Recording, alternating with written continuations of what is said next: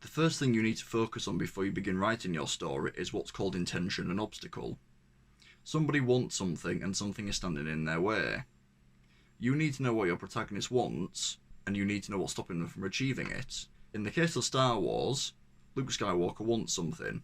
He wants to join the flight academy. He wants to get off Tatooine and have a life away from the farm.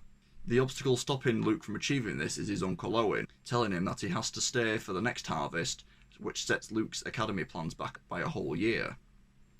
Will Luke be able to prove himself a competent pilot if he's not allowed to join the flight academy? Once you've established your intention and obstacle, you need to work out what's at stake in your story. These are important as they define your protagonist's actions and give consequence to them. You need to create high enough stakes so that if your protagonist fails, there needs to be disastrous consequences. Your external stakes are based on what can be gained or lost in the real world. It's something physical that your protagonist needs to achieve. Internal stakes are what's internally or emotionally driving your character. It's their emotions and feelings that drive them to do what they need to do. Finally, you've got your philosophical stakes. These stakes are what your protagonist is fighting for, and for what they believe in. Externally, it's the survival of the rebellion. If Luke fails to destroy the Death Star, then the rebellion will be defeated.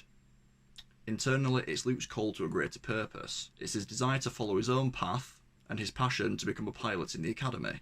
Again, if Luke fails to destroy the Death Star, then he'll be killed by Darth Vader, and it'll mean he wasn't destined for greatness. Finally, philosophically, there's two strands of the same stakes. Firstly, there's the idea, as explained by Tarkin, that fear will keep people in line. It's the notion that no one will dare rise up against the Empire, and people will follow along because of fear.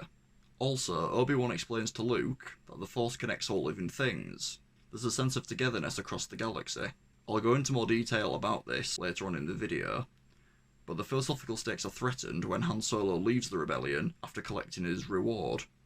If Luke fails to destroy the Death Star, then it shows that Han was right to abandon the rebellion and not rise up against the Empire due to his own fear. Now you've got your stakes outlined, the next thing you need to plot out are your key beats. These are the foundations that will hold up your story from start to finish. They also help you realise what needs to happen in your story and how you can get there. So your opening sets the tone and themes of the story. What story are we about to witness? Star Wars has one of the best openings and opening sequences of all time. It sets the tone of the film incredibly well. It's essentially the rebels fleeing from the Empire. It's a theme that we'll see throughout the film, the resilience and determination of the rebellion as they fight against the Empire. Next is your inciting incident. What happens to start the overarching goal for your protagonist? For me, it's when Luke discovers Leia's partial message in R2. It gives him the incentive to try and track down Old Ben and find out the meaning behind the partial message. You could also write this down as where the external stakes are introduced. Your first act break signals the start of your secondary journey, secondary goal, or second act goal. What journey does your protagonist need to complete? This occurs when Luke returns home to see his aunt and uncle's scorched corpses. This forces Luke to realise that joining Obi-Wan on his mission to Alderaan is his new calling in life. Now, during your second act, there needs to be a point where your protagonist's journey is hindered or set back in some way. This happens at the midpoint of your story. What is going to set your hero back? In Star Wars, it's when Alderaan gets destroyed by the Death Star. It sets Luke and co back, as they can no longer deliver the Death Star plans to Alderaan. So we've reached the end of the second act, and your protagonist has achieved their second act goal. Luke has delivered the Death Star plans to the rebellion.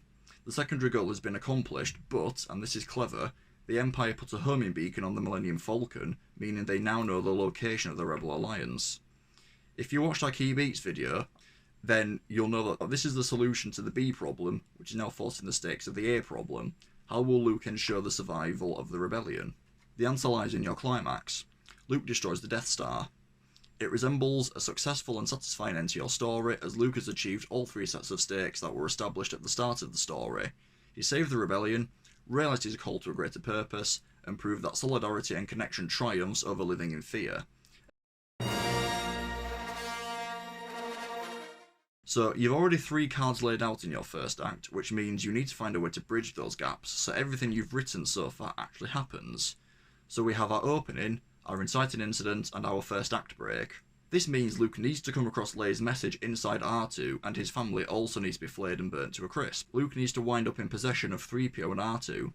So at some point, before your inciting incident, R2 and 3PO need to end up on Tatooine. In order to do this, they first must escape the boarded Rogue One. Something else needs to happen as well, which is Leia gets taken prisoner by Vader.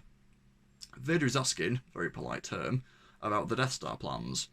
All of this happens on the next card. Then, after R2 and 3PO eject, Leia is brought before Vader. She pleads her innocence before Vader sends her away. Vader is then alerted to the escape pod hurtling towards Tatooine, so he sends a search party down after it.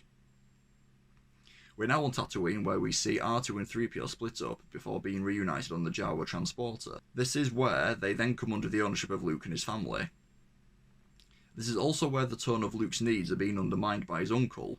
Luke wanted to head into town, but his uncle told him that he can waste his time once his chores are done, so now Luke has to get to cleaning R2 and he comes across Leia's message. Good. Were you on a Star Cruiser? Help me, Obi-Wan Kenobi. You're my only hope. So in the second half of the first act, we need to build up to Luke finding Obi-Wan and being away from home when the stormtroopers turn up. After seeing Leia's message, Luke joins his aunt and uncle for dinner, where Luke asks about Obi-Wan. The conversation is immediately shut down by Uncle Owen. This is also where the internal stakes are established, as Luke asks about fulfilling his dream of joining the flight academy before they're threatened by Owen saying his only priority is preparing the droids for the harvest. So that's what you'd write down on the card. After dinner, Luke finds out that R2 has run away. This prompts Luke to go and search for R2 with 3PO. After they catch up with R2, the group is then attacked by Tusken Raiders. Old Ben then appears. Hello there. General Kenobi! Old Ben rescues Luke, taking him back to his house, where Luke finds the truth out about his father. During the conversation about Luke's father, Obi-Wan announces the philosophical stakes of the Force connecting and uniting every living thing. It's an energy field created by all living things. It surrounds us, it penetrates us, it binds the galaxy together. Next, Luke and Obi-Wan watch Leia's message in full. Obi-Wan then tries to convince Luke to join him on his mission. Luke goes against the idea that all things are connected by saying he can't get involved and there's nothing he can do about it. Finally, just before we break into the second act, we need to see the disagreement on the Death Star between Empire governors over how to deal with the stolen Death Star plans. It's where Tarkin declares that fear will keep the systems in line and obedient, introducing the secondary set of philosophical stakes. Fear will keep the local systems in line. Fear of this battle station. There's the suggestion that using the Death Star will send a message to the rebellion. This is also key given what happens later on. This station is now the ultimate power in the universe. I suggest we use it. So your three stakes have all been introduced within the first act, which isn't necessary but ideal. And now we land on the first act break where Luke decides to join Obi-Wan on his mission to Alderaan. I want to come with you to Alderaan. There's nothing for me here now. And now we're into the first half of the second act. Luke has decided to join Obi-Wan on his mission to Alderaan and deliver the Death Star plans, which is the second act goal. So what needs to happen in this section? Well, the Death Star needs to destroy Alderaan. It's what's going to set our hero's journey back, and in order for it to set Luke back, they first need to acquire transportation to Alderaan. This involves them heading to Mos Eisley, where stormtroopers stop and ask them about their droids. Obi-Wan uses a Jedi mind trick to get past the guards. Upon arriving in the cantina, Luke gets attacked and Obi-Wan protects him using his lightsaber. This draws attention to the pair of them, and it's something that prompts stormtroopers to investigate what happened. First, though, they meet Han Solo. Han agrees to take the gang to Alderaan for a large fee. When he's going to get the ship ready, Han is stopped by a fellow bounty hunter. He threatens Han, and Han shoots first, trust me. It's the first real introduction to Han's selfish, out-to-protect-himself nature. Keeping in mind we still need to destroy Alderaan, this has to happen fairly soon.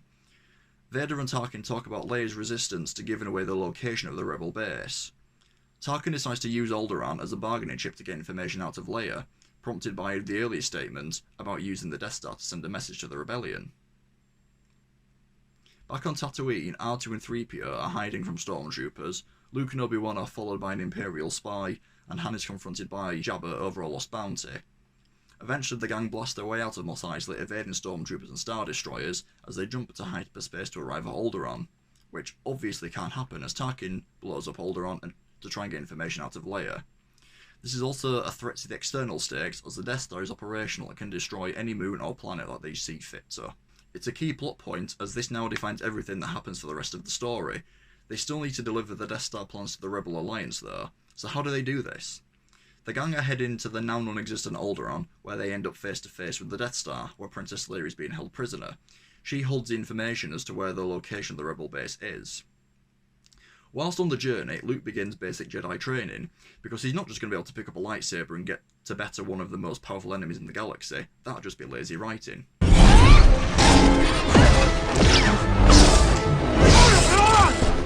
During this training is when Han declares that he doesn't believe in the Force controlling everything, as he acts on his own will.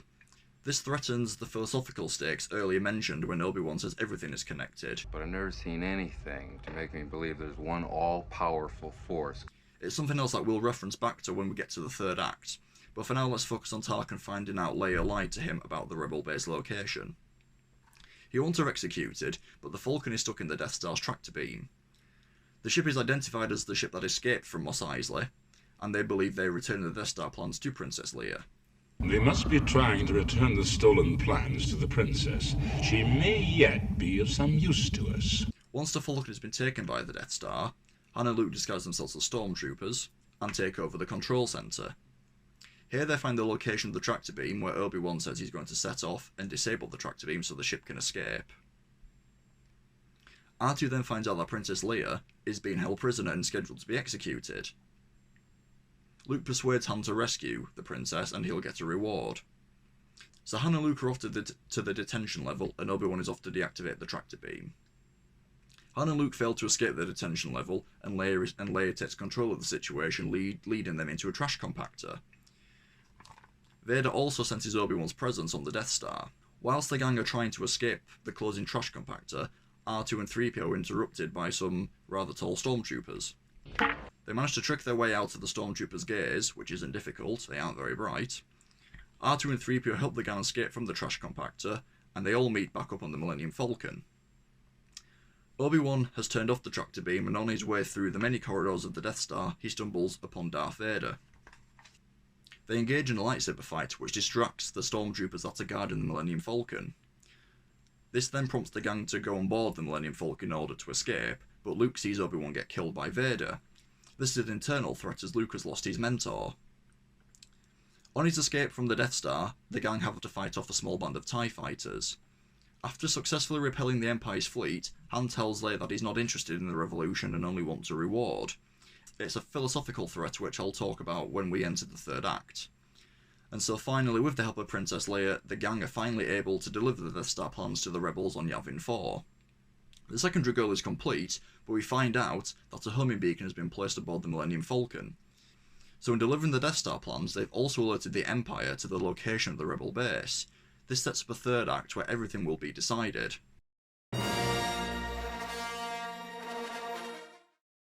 After the plans have been analysed, an attack run is constructed. The only thing that needs to happen is what you've written on your climax card, which is that the Death Star gets destroyed by Luke. Obviously it can't be as simple as that. All the fighters head into their ships. This is where Luke sees Han collecting his reward and leaving. Han doesn't want to stick around as he believes attacking the Death Star is suicide. This both betrays Luke's view of the Force connecting everyone, and also supports Tarkin's view that people will live in fear. As Luke gets to his ship, he runs into an old friend from Tatooine who tells a rebel commander that Luke is the best pilot in the territory. As Luke gets ready to take off, Obi-Wan's voice comes back to him. This is crucial, as it's something to develop on as the attack goes on. So the attack on the Death Star starts, and the rebel fighters are evading the Death Star's defences. This information is relayed to Vader, who recommends fighting ship to ship. Another crucial point in the third act, as this now puts Vader in the midst of the conflict. So you've got the rebellion fighting before they start their first attack run. It's unsuccessful because Vader has picked off everyone who was involved in the run. So the rebellion gears up for a second attack run. It's unsuccessful despite the lead pilot following the targeting instructions on his computer, because Vader has picked off everyone again. Luke then leads the third attack run. Vader shoots R2 and causes one of Luke's wingmen to drop out. Luke follows the instructions on the targeting computer before listening to Obi-Wan's voice about him using the Force and trusting his instincts. The previous attack run failed because of the targeting computer system, and Obi-Wan previously told Luke to use his instincts and not trust his eyes. As Luke edges ever closer to the exhaust port, Vader locks onto Luke. Now this is a moment of total failure for Luke, as Vader is about to kill him along with the rest of the rebellion, and the Death Star is ready to fire on Yavin 4. So that means it's an external failure. Internally, he was never destined to reach greatness, he never had a greater purpose off of Tatooine, and philosophically it appears that without the rebellion bringing hope to the oppressed galaxy, people will have to live in fear, and Han Solo was justified in leaving with his reward. This is of course until Han chooses to represent the underdog values of the community and connection, and he decides to come back and help the rebellion. He shoots Vader off Luke's tail. Luke is then free to destroy the Death Star. The destruction of the Death Star leads to a complete reversal in the fortunes of the story. Luke has saved the rebellion, external success. Luke has achieved his greater purpose of being a skilled pilot, internal success. And he's also achieved success philosophically, as it proves community and togetherness triumphs over evil and dictatorship. So that would be your last card, unless you want to write in the medal ceremony.